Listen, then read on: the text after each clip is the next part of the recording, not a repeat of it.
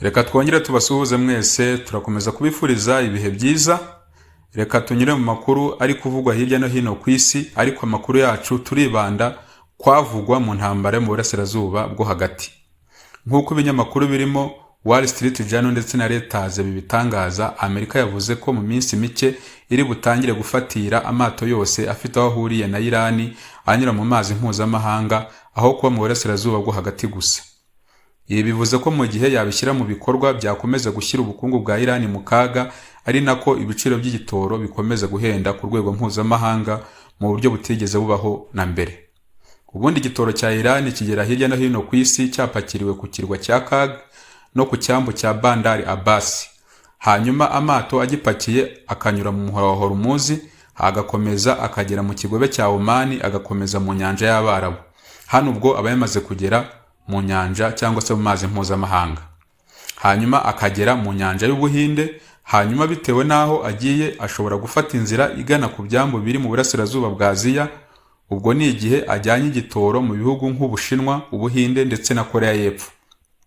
Aha ni naho Irani icuruza cyane igitoro cyayo muri iki gihe kubera ibihano yashyiriweho.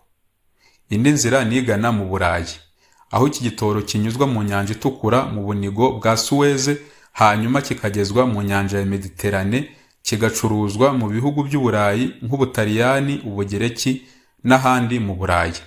Igitoro cya Irani kandi kigera muri Afurika binyuze mu buryo butatu. Uburyo bwa mbere binyuze mu nzira twavuze haruguru. Iyo kigeze mu nyanja y'Ubuhinde mu gice cy'iburengerazuba, amato afata inzira igana muri Afurika y'Iburasirazuba, hanyuma kikagezwa ku byambu bya Mombasa, Dar es Salaam ndetse na Mozambique.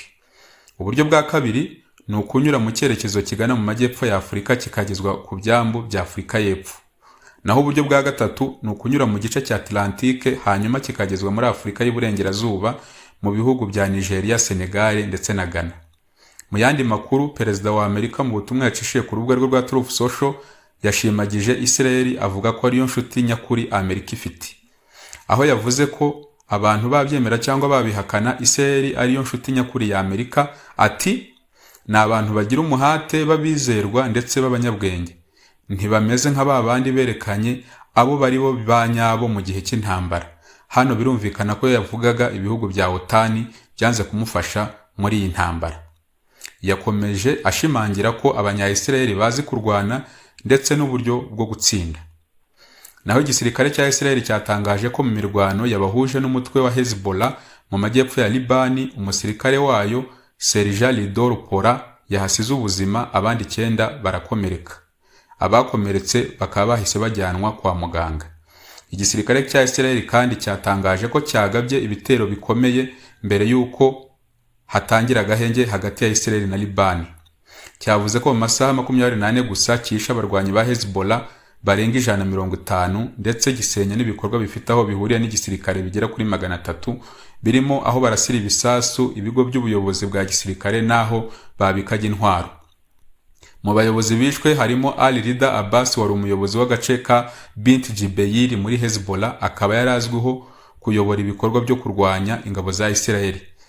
IDF ivuga ko izo ngabo zakomeje ibikorwa byazo mbere y'uko agahenge katangira gukurikizwa mu rwego rwo gukumira ibitero bya Hezbollah. Ingabo za Israel zisoza zivuga ko zizakomeza ibikorwa byazo byo kurinda abaturage ndetse no gukuraho buri kibazo cyose gishobora kubangamira umutekano wazo.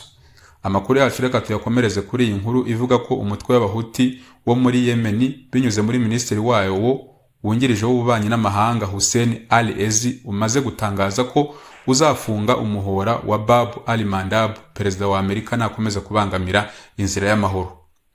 Mu yandi makuru kandi hari amakuru akomeje kuvugwa ko hari abayobozi muri Leta Zunze Ubumwe za Amerika bakomeje guha ibitangazamakuru bitandukanye amakuru avuga ko Donald Trump yaba yararakaye cyane igihe yumvaga ko Iran yahanuye indege ya gisirikare ya Amerika yo mu bwoko bwa F-15 tariki 3 z'uku kwezi. Iyi nkuru ikomeza ivuga ko Trump yamaze amasaha menshi arakaye anenga abanyaburayi avuga ko batabafasha, akaba yari afite impungenge ko abapilote bari bayirimo bashoboraga gufatwa mpiri bigatera ikibazo nk'icyabaye mu 1979 igihe abakozi ba ambasade ya Amerika bafatwaga bugwate muri Iran. Iyi nkuru ikomeza ivuga kandi ko abari bamuri hafi bagiye bamuhisha amakuru y'ingenzi y'uko operasiyo yari irimo kugenda kugira ngo kutihangana kwe kutabangamira iki gikorwa. Amakuru aturuka mu nzego z'ubutasi za Amerika avuga ko Iran gifite ubushobozi bwa gisirikare bukomeye bwo gukomeza intambara. Ubu butasi buvuga ko Iran gifite missile launchers zayo ku kigero cya 60% ndetse na drone zigaba ibitero ku kigero cya 40%. Ibi bisobanuye ko Iran gifite ubushobozi bwo gukomeza ibikorwa bya gisirikare no gukomeza kugenzura umuhora wa Hormuz. Reka dusoreze amakuru yacu uyu munsi kuri iyi nkuru ivuga ko perezida w'inteko ishinga amategeko ya Iran Mohammad Bagher Ghalibaf yatangaje ko umugambi wa Leta Zunze Ubumwe za Amerika wo guhindura ubutegetsi muri Iran no kugenzura peteroli yayo wanze. Avuga ko uwo mugambi wari ugamije guhatira Iran kuyamanika, gukuraho ubutegetsi buriho no guhindura Iran nka Venezuela. Ariko ashimangira ko nta na kimwe muri ibyo cyabashije kugerwaho. Akomeza avuga ko NATO itigeze yumva ubusabe bwa Trump bituma imigambi ye yose isenyuka. None akaba ari gutangaza intsinzi kandi intego ze zose zitarigeze zigerwaho. Ngaho rero amakuru twabateguriye kuri uyu munsi wa none, mwakoze kubana natwe, mukomeze mugire ibihe byiza. Bye.